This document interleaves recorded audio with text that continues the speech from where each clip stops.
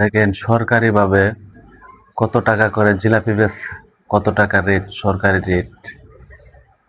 আসসালামু আলাইকুম।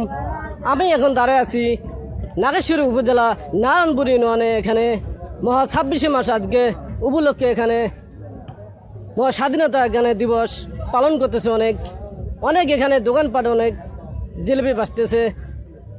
তার কাছে আমি প্রশ্ন করব, জিলিপি কত করে বিক্রি করে, সাদাটা কত আর লালটা কত, দেখা যায়। আসসালামু আলাইকুম। ওয়ালাইকুম আসসালাম ভাইয়া। আপনি ভালো আছেন? আলহামদুলিল্লাহ আমি ভালো।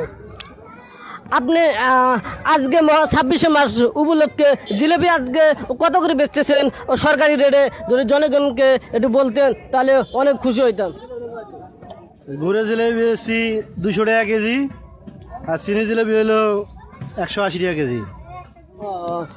অনেক সুন্দর। তিনি 200 টাকা করে বিক্রি করতেছে।